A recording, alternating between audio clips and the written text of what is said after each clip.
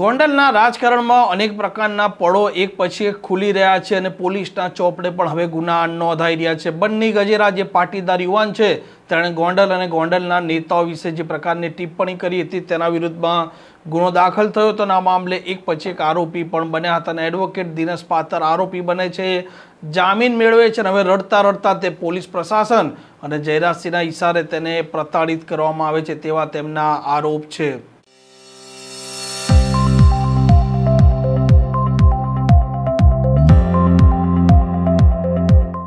નમસ્કાર, આપ જોઈ રહ્યા છો હોટલાઇન ન્યૂઝ. ગોંડલ છે તે અત્યારે ચર્ચામાં છે. ગોંડલની પોલીસ પણ હવે ચર્ચામાં આવી રહી છે, કેમ કે પાટીદાર યુવાન બન્ની ગજેરાએ જે પ્રકારની ગોંડલની અને ગોંડલના નેતાઓને લઈને ટિપ્પણી કરી હતી ત્યારબાદ તેના વિરુદ્ધમાં એક પછી એક ગુના દાખલ થાય છે અને ત્યાર પછી જે સહ આરોપીઓ છે તેમના નામ પણ ખુલે છે.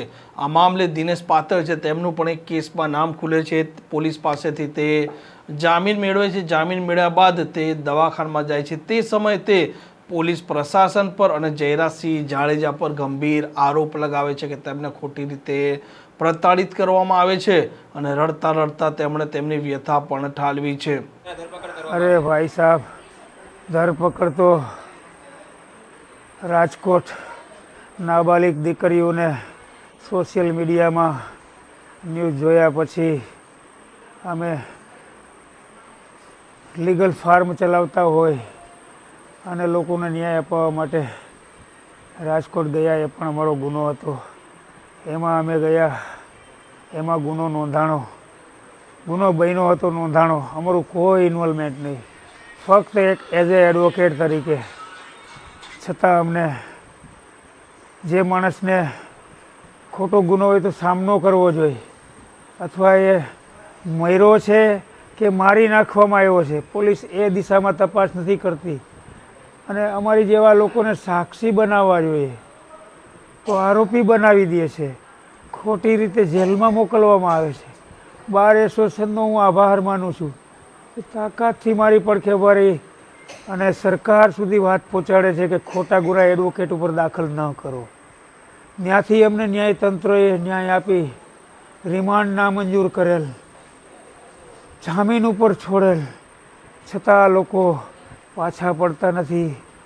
એક દિવસ હું કોઈ બની ગંજેરા યુટ્યુબ વાળો વ્યક્તિ છે, પિયુષભાઈના કારણે એમના એડવોકેટ તરીકે હું જેતપુર મુકામે એડવોકેટ તરીકે ગયેલો, રૂબરૂ મળેલો. એને પણ મેં કીધું કોઈ વ્યક્તિગત કોઈ બેન દીકરી વિશે ટોર્ચર ન કરવું જોઈએ. આ તો હું છું તો એડવોકેટ તરીકે તને અહીંયા આવ્યો છું, બાકી આવા લોકો વિરુદ્ધ તું જે કંઈ વિડીયો મૂકીશ કોઈ વકીલ પણ નહીં મળે. પછી તું વિડીયો મૂકતો તારો ગુનો તું કરવાય, મારે શું છે. આટલી જ એકવાર વાત થયેલી છે. એક એની દહેશતની અરજી મેં એને ટાઈપ કાયદેસર વકીલ દરજ્જે કરી દીધેલી છે. ગોંડલ સુધી મારી ભેગો આવ્યો હતો. પિયુષભાઈ કરીને જે વ્યક્તિ છે રાદડિયા, એમની હોટલ હાઈવે ઉપર છે, ત્યાં એ બંને ઉતરી ગયેલા. મને પણ જમવાનું કીધેલું, પણ હું એમની અરજી ટાઈપ કરવા મોટી બજારમાં ટાઈપિસ્ટ આગળ, અરે યાર સીસીટીવી મંગાવો ને બધું રેકોર્ડ હશે હું ક્યાં ગયો જે ટાઈમે ગયો. બન્ની ગજેરા વિરુદ્ધ જે ગુનો નોંધાયો હતો તેમાં ધરપકડ કરવામાં આવી, શું હતો સમગ્ર મામલો? બન્ની ગજેરા અગર કદાચ બોલાવવામાં આવ્યું હોય કે સ્ક્રિપ્ટ તૈયાર, અમારો કોઈ બન્ની ગજેરાને કોઈ ક્યાંય પણ ગુનાહિતમાં ક્યાંય પણ સપોર્ટ કરવામાં નથી આવેલો અને કરેલ પણ નથી. એઝ એ એડવોકેટ તરીકે એક દિવસ એની ભેગો ગયેલો હતો અને કાયદા કાનૂન જે અમારો ફંડામેન્ટલ રાઇટ હોય એ સિવાય મેં કોઈ કાર્ય કરેલ નથી. પરંતુ અમને ચોક્કસપણે લાગે છે કે આવા ગુનાહિત પ્રવૃત્તિ કરતા લોકો જે આ લોકો સાથે જોડાયેલા છે એમની વિરુદ્ધમાં અવારનવાર અમે તાકાતથી ન્યાય માટે ફરિયાદીઓને ન્યાય અપાવવા માટે તાકાતથી વકીલાત કરતા હોય, એટલે અમને પેલા ડેમેજ કરવાનું 100% કહાવતરું છે.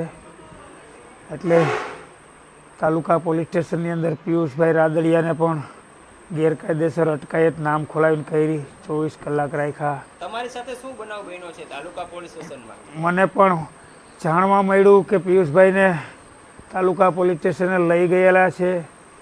એટલે એક એડવોકેટ તરીકે ક્લાયન્ટને ન્યાય અપાવવા મારો ફંડામેન્ટલ રાઇટ હોય, હું ત્યાં જઈને અધિકારીને મળું છું. તો મને સીધો જ એમના બાજુની ઓફિસમાં લઈ અને એમના કર્મચારીને કહી અને એરેસ્ટ કરવા છે, તમને ગેરકાયદેસર એરેસ્ટ કરવામાં આવે છે, 24 કલાક લોકઅપમાં ગેરકાયદેસર રીતે રાખવામાં આવે છે, અને એ પણ એવા ગુનામાં કે જેમાં એને પકડવાનો રાઇટ જ નથી. સુપ્રીમ કોર્ટનું કન્ટેમ કરે છે આ લોકો કે એને પહેલાં નોટિસ આપવી જોઈએ. અને અમે પૂછીએ કે તમે અમારો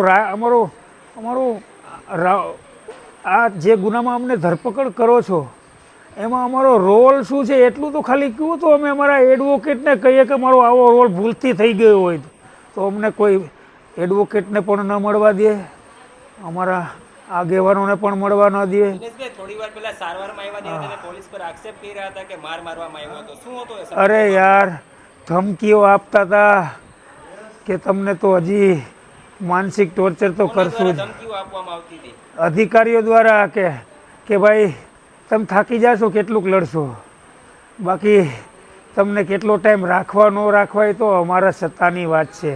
અરે ભાઈ, મેં 2 હાથ જોડ્યા. આજે તમારી સાથે શું બનાવ બન્યો છે? કઈ પોલીસ સ્ટેશનમાં બનાવ બન્યો છે? 3 વાગે મને એરેસ્ટ કરવામાં આવે છે. કોના દ્વારા, કઈ પોલીસ દ્વારા અરેસ્ટ કરવામાં પોલીસ સુલતાનપુર પોલીસે એ ડિવિઝન સિટીમાંથી મને લઈ જવામાં આવે છે. ત્યાંથી મને 3 વાગે એરેસ્ટ કરી ગેરકાયદેસર રીતે રાખવામાં આવે છે.